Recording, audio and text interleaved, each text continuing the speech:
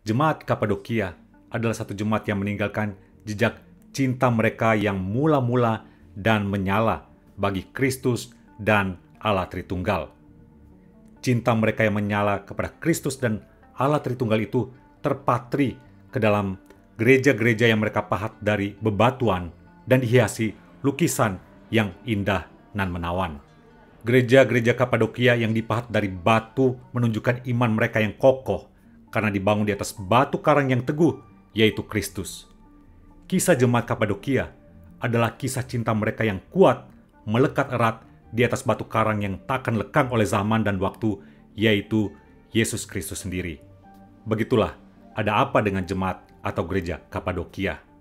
Kalau dalam web series Layangan Putus, pertanyaan yang terlontar itu adalah, kenapa Kapadokia? Yang muncul dalam salah satu bagian dari scene-nya. Kali ini saya akan share tentang ada apa dengan gereja atau jemaat Kapadokia. Kapadokia itu famous, terkenal karena wisata balon udara yang indah dengan panorama pemandangan yang luar biasa, ditambah dengan landscape-nya yang indah, dan di atasnya itu ini yang unik dan menarik. Berdiri deretan gereja-gereja yang dibangun oleh jemaat Kapadokia yang mengasihi Kristus dan Allah Tritunggal.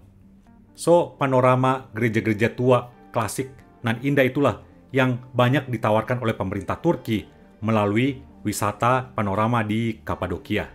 Gereja-gereja di Kapadokia yang dipahat di gua-gua dan bebatuan dihiasi hiasan fresko atau lukisan dinding sejatinya menjadi daya tarik bagi kekristenan itu sendiri, sekaligus menjadi saksi hidup, saksi sejarah bahwa kekristenan itu pernah tumbuh, bermultiplikasi, dan berkembang luar biasa di wilayah Kapadokia ini. Gereja-gereja di gua yang dihiasi dengan karya klasik dan indah menunjukkan bahwa Kapadokia itu adalah surga. Sekali lagi, Kapadokia menjadi surga bagi orang-orang Kristen di masa itu, khususnya bagi umat Kristen yang melarikan diri dari dominasi dan persekusi Kekaisaran Romawi. Bahkan setelah era persekusi lewat, orang-orang Kristen di Kapadokia terus membangun gereja mereka. Gereja-gereja di Kapadokia terus eksis, berkembang, dan berdampak. Ada banyak gereja yang unik di Kapadokia. Di antaranya adalah Dark Church di Gorem, sebuah kompleks monastik yang dibangun pada abad ke-11, yang dindingnya dihiasi dengan adegan-adegan penuh warna dan sekaligus kompleks dari Perjanjian Baru dan terpelihara dengan sangat baik hingga saat ini. Salah satu bukti yang menunjukkan kekristenan itu berakar kuat di wilayah Kapadokia ini adalah kemunculan bapak-bapak gereja tersohor yang menjadi defender iman Kristen menghadapi masifnya ajaran demi ajaran sesat yang muncul pada zaman itu. Mereka adalah dikenal sebagai bapak-bapak gereja Kapadokia. Sejarah gereja mencatat bagaimana gigihnya para bapak-bapak gereja dari jemaat Kapadokia ini untuk melawan ajaran-ajaran sesat yang mencoba masuk, menyusup, dan memecah belah ajaran gereja. Iman orang Kristen di Kapadokia adalah bukti cinta mula-mula mereka kepada Kristus yang terus eksis, bertahan dalam persekusi, dan meninggalkan warisan yang mengagumkan. Kenapa saya sebut jemaat Kapadokia adalah cinta mula-mula gereja perdana atau gereja awal? Karena kekristenan Kapadokia dimulai pada abad pertama pada hari Pentakosta. Jadi pengikut Yesus pertama yang disebut Kristen di wilayah Kapadokia sebenarnya adalah orang Yahudi yang berkunjung ke Yerusalem selama Pentakosta di tahun 33 Masehi.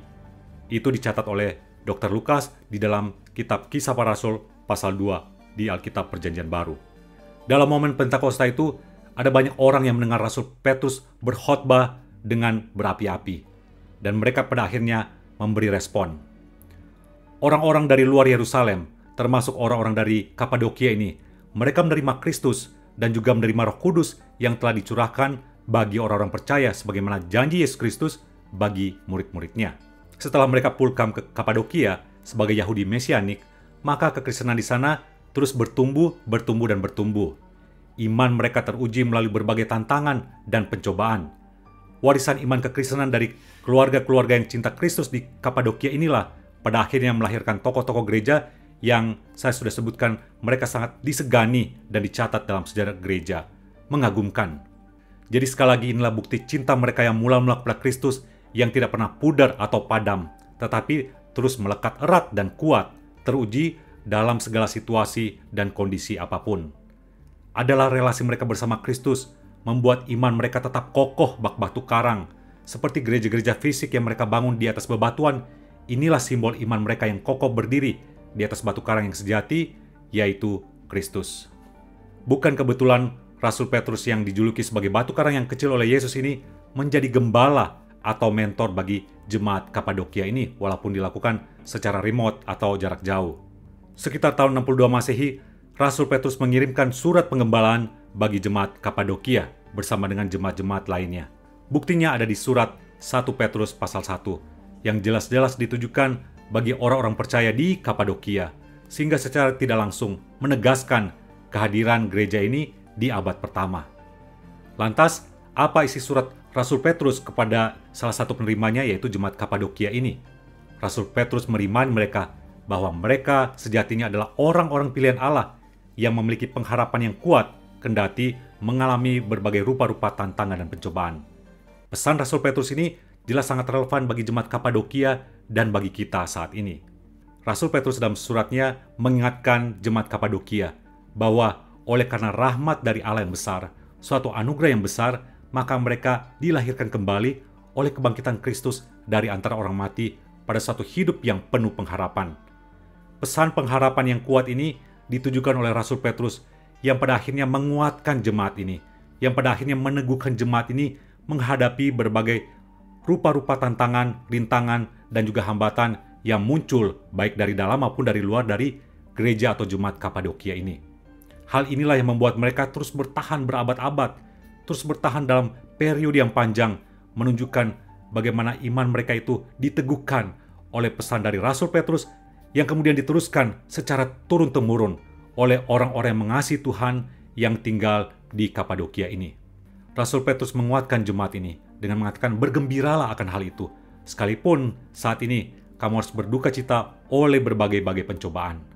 Satu pesan yang lagi-lagi membuat jemaat ini terus memiliki satu hope yang luar biasa teguh di dalam Kristus, sehingga dari waktu ke waktu mereka bisa melewati badai, goncangan, dan juga bisa jadi berbagai disrupsi yang muncul pada masa atau zaman mereka hidup.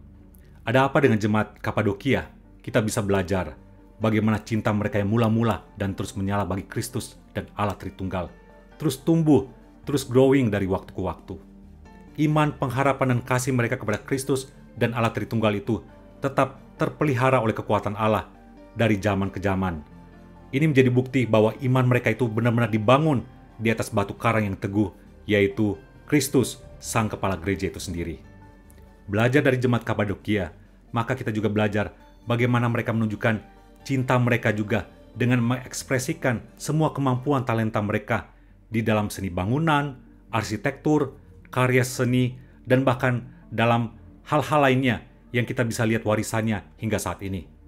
Ini tuh menunjukkan juga bagaimana kita memiliki karunia-karunia yang unik yang Tuhan sudah karuniakan, kita bisa baktikan, kita bisa persembahkan bagi Kristus, Sang Kepala Gereja, yang adalah empunya gereja itu sendiri.